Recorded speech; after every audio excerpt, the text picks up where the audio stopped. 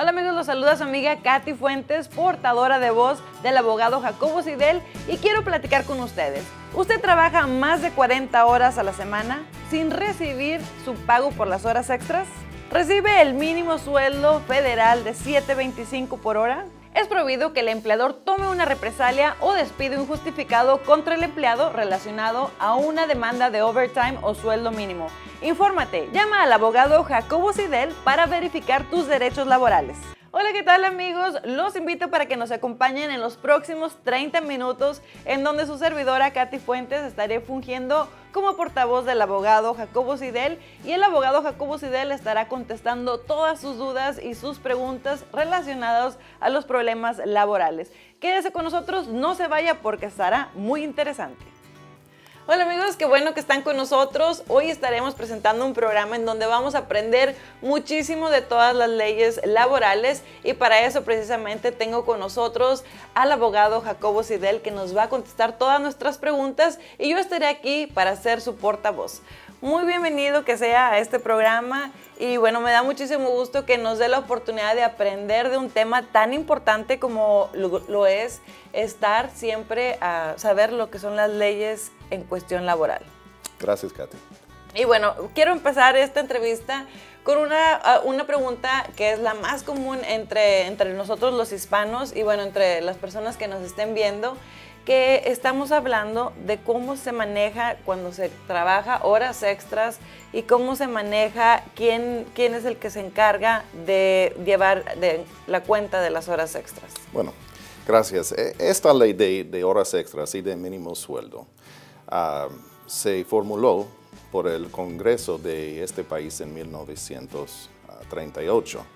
La ley es que cada trabajador que califica, que merece tiempo y medio cuando pasa 40 horas de trabajo en una semana. ¿Qué constituye una semana?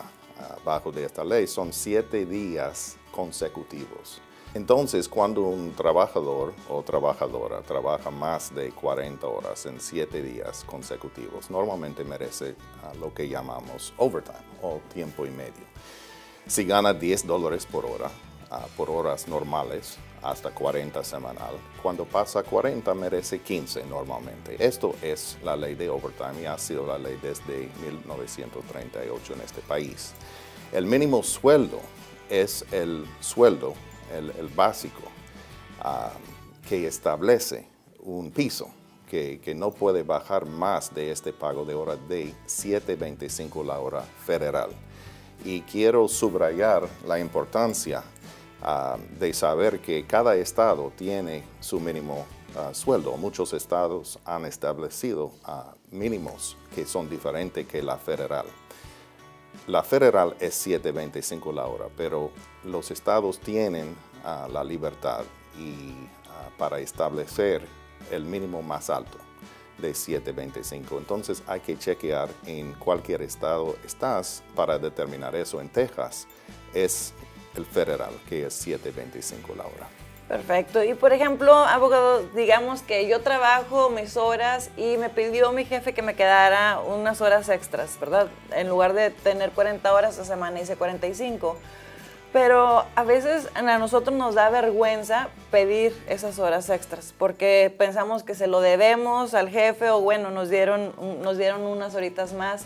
¿Cómo se le hace, o quién lleva el registro de las horas extras y quién es el que lo puede reclamar? Ay, Katy, muy buena pregunta, gracias. El empleador está obligado bajo de la ley para mantener documentación de horas trabajadas, no el empleado o empleada. Muy importante para saber esto. A veces atendemos casos de clientes que han trabajado por años y años sin documentación de horas trabajadas. Y siempre tienen la misma pregunta: ¿cómo vamos a probar? ¿Cómo vamos a presentar suficiente evidencias de las horas trabajadas si no tenemos documentación de estas horas? La Corte Suprema en este país en 1946 estableció una decisión que determine el deber, quién está mejor situado para mantener documentación de horas trabajadas, y la Corte Suprema determinó que el empleador está mejor situado para mantener esa documentación. Si no hay documentación de las horas trabajadas, el empleado o empleada puede atestiguar verbalmente de lo que trabajaba, presentar si hay testigos para apoyar la posición de ellos y traer otras evidencias. Pero muchas veces tenemos la palabra de nuestros clientes y tratamos de proceder adelante solamente con eso cuando sea necesario. Y eso es difícil, en algunas ocasiones es difícil poder pedir tus horas extras.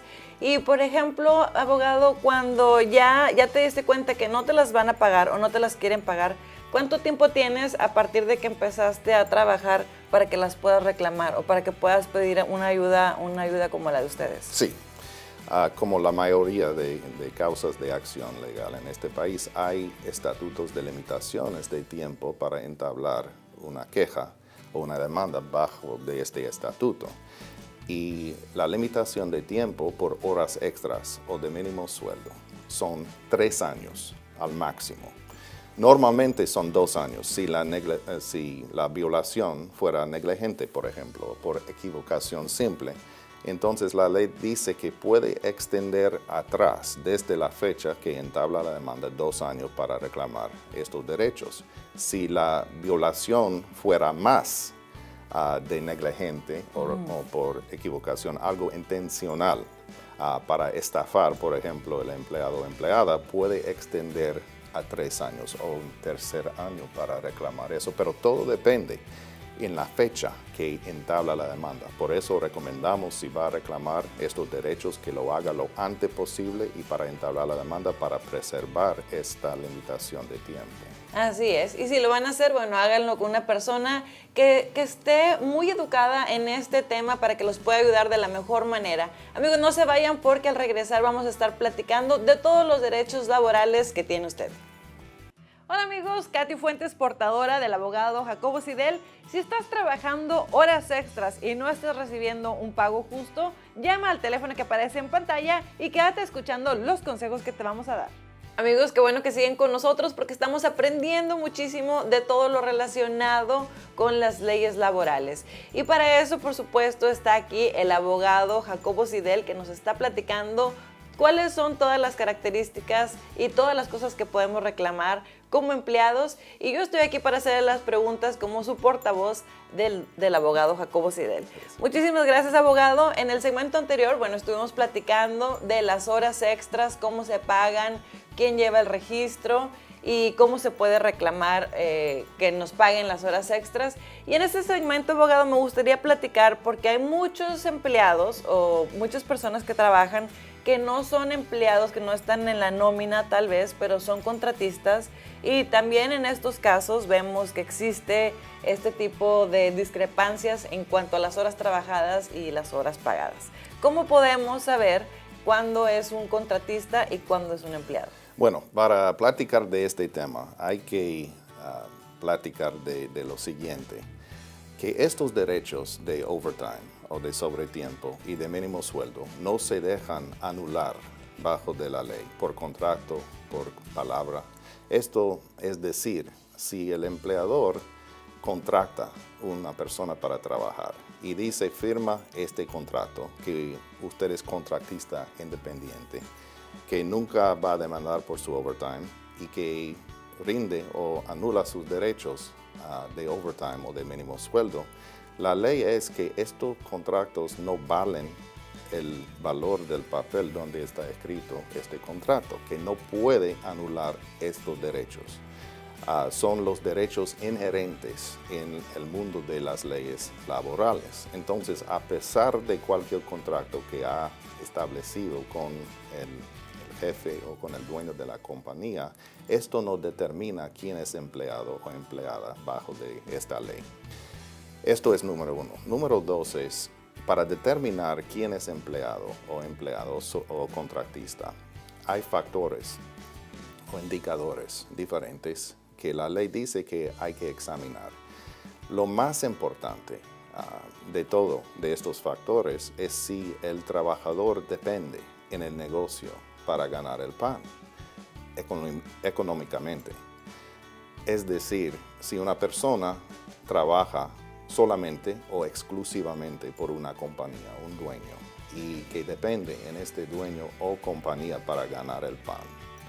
Y si el dueño de la compañía controla el trabajo de esta persona, normalmente esta persona califica como un empleado bajo de esta ley y no contratista o subcontratista. Hay indicadores diferentes, pero el control que el dueño tiene sobre el día, las horas, los trabajos de uno, normalmente determina quién es empleado o contratista. Y por ejemplo, abogado, en estos casos que ya la persona estuvo trabajando sus horas normales y está trabajando ahora horas extras y cuando le llega su pago se da cuenta que no le llegó lo que le correspondía de horas extras, que como lo mencionó el abogado, es la mitad de uno y medio de lo que normalmente ganas. Por ejemplo, dijo, si ganas $10, una hora extra es de $15 y te llega tu cheque y te das cuenta que no viene ahí. ¿Cómo le hacen? ¿Qué tienen que hacer para reclamar? Primero, ¿qué recomienda? ¿Primero ir a hablar con el empleador o tomar cartas en el asunto? Bueno, si puede solucionar un caso de unas horas solamente con el empleador, es mejor hacerlo. Un pleito federal es algo serio en la corte, no es algo para tomar ligeramente. Entonces, si es una cuestión de unas horas solamente y si tiene seguro de que el jefe o el dueño no va a despedirle al trabajador o trabajadora o tomar una otra represalia contra esta persona, siempre es mejor tratar de solucionar el problema en una forma amigable, si es posible. Si es una cuestión de meses o años de violaciones, hay que considerar la limitación de tiempo que platicamos antes para proteger los derechos. Y siempre hay que balancear en un sentido, tratando de solucionar en una forma amigable con el dueño de la compañía y también presentar una demanda formal en la Corte Federal. Normalmente, cuando se gana estos casos, no solamente gana las horas que uno merece, sino normalmente la Corte dobla el resultado. Entonces, es decir, si el empleado resulta con $10,000 por un veredicto, normalmente, no siempre, pero normalmente los jueces multiplican por 2 para que el empleado tiene $20,000. Para que tenga su recompensa por el tiempo perdido y por todo el... Algo así, es como una liquidación de las horas y para considerar el tiempo que el empleado ha esperado, etcétera, etcétera. Y una última pregunta para este segmento, abogado, es ¿qué determina el título de la persona, el título de tu puesto? Si determina, eso es un factor determinante para saber si puedes pedir horas extras o no. Bueno, buena pregunta, gracias. El título de trabajo no determina nada. Entonces, si alguien le había nombrado supervisor, esto no determina que usted es supervisor. Hay que enfocar en el puesto, en el trabajo, para determinar qué constituye un supervisor bajo de la ley. Si supervisión es la parte más importante del trabajo o no, etcétera, etcétera. Entonces, el título de trabajo, como los contratos, no determinan casi nada bajo de esta ley cuando se determina quién merece estos derechos de overtime y mínimo sueldo o no. Así es. Bueno, amigos, quédense con nosotros, no se vayan, porque al regresar en el próximo segmento seguiremos platicando más con el abogado Jacobo Sidel y estaremos hablando de todo lo relacionado al trabajo. Todos ustedes en su casa tienen trabajo, así es que en este momento agarre lápiz y papel para que apunte todos estos datos y que por favor haga hacer sus derechos. Hola amigos, Katy Fuentes, portadora de voz del abogado Jacobo Sidel. Si estás recibiendo un sueldo de menos de $7.25, llama al teléfono que aparece en pantalla o quédate escuchando los consejos que el abogado Jacobo Sidel tendrá para ti. Amigos, y seguimos platicando con el abogado Jacobo Sidel, que nos está hablando de todo lo relacionado a los problemas que pudiéramos encontrarnos en cuestión laboral. Y yo estoy aquí para ser la portavoz del abogado Jacobo Sidel y para contestar, para ayudarles a ustedes a recibir todas esas respuestas que están buscando para su trabajo. Abogado, bueno, muchas gracias por todo lo que hemos aprendido en este poquito tiempo. Y ahorita quiero que nos platique porque el tema de la indocumentación nos detiene a muchas personas en muchas cuestiones, pero principalmente en la cuestión laboral, porque no queremos perder nuestro trabajo y tenemos miedo a pedir lo que nos corresponde, precisamente porque somos indocumentados. Platíqueme cómo se maneja la indocumentación y si a estas personas también se les pagan las horas extras. Gracias. La respuesta a esa pregunta es que los indocumentados merecen el overtime y mínimo sueldo exactamente como los residentes y ciudadanos de este país. Falta de documentación de inmigración no determina nada, también bajo de esta ley, que todos los trabajadores merecen estos derechos y es importante saber esto y para saber que la ley protege los indocumentados exactamente como protege los residentes y ciudadanos por estos sueldos de overtime y de mínimo sueldo.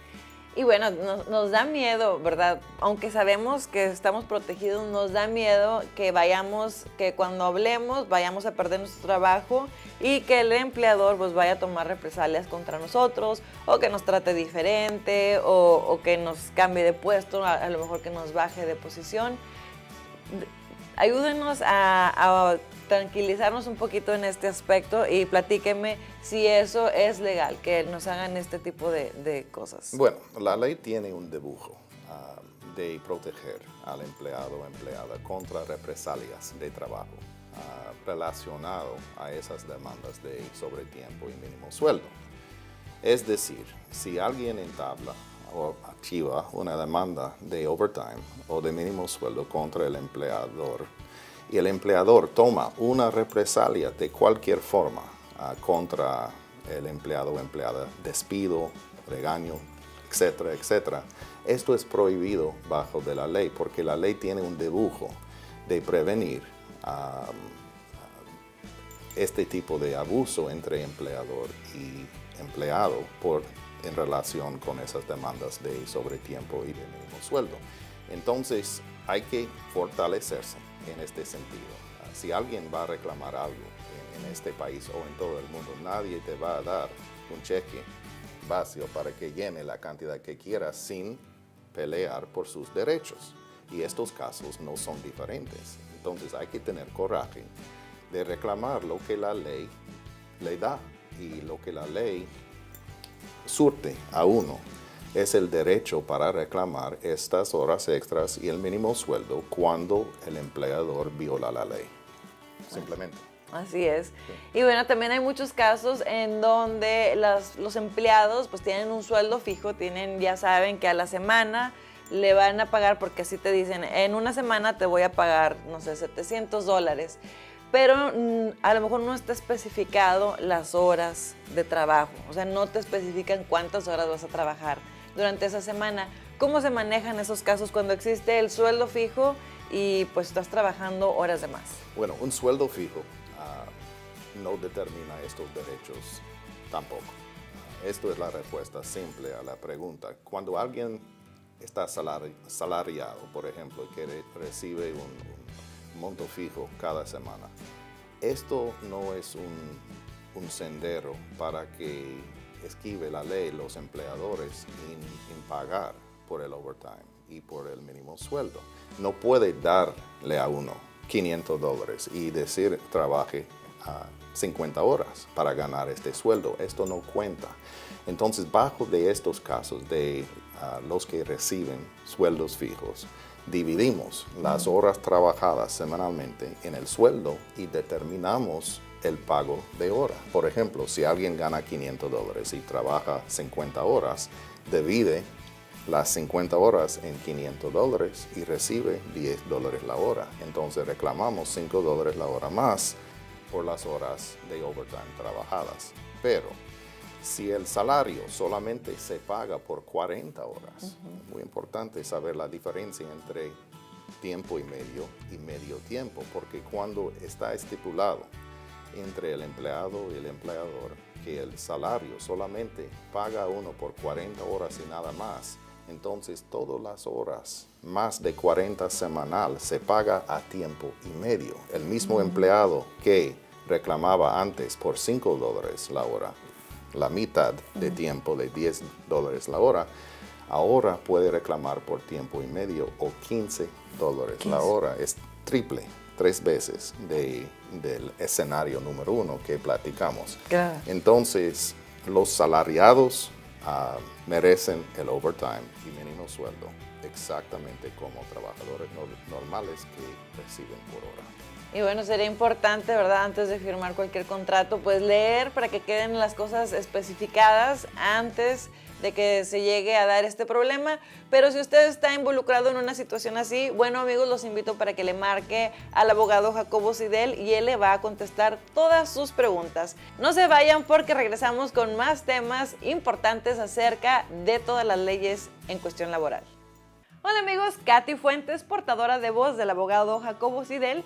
Si tú eres un contratista independiente, también tienes derechos. Quédate escuchando lo que vamos a platicar a continuación y también puedes marcarnos al teléfono que aparece en pantalla para tus preguntas. Amigos, y seguimos platicando con el abogado Jacobo Sidel acerca de todo lo relacionado con las leyes laborales. Y si usted tiene alguna pregunta, alguna duda, tiene un caso específico que tal vez no está escuchando en este programa, pero quiere saber la respuesta, bueno, por favor, marque el teléfono que aparece en pantalla para que le puedan contestar todas sus preguntas y pedir una consulta de acuerdo a su propio caso. Y yo estoy aquí para ser la portavoz del abogado Jacobo Sidel y pues para ayudarlos a ustedes a que pregunten, hagan preguntas, les vamos a estar contestando, así es que pueden marcar al teléfono que aparece en la pantalla.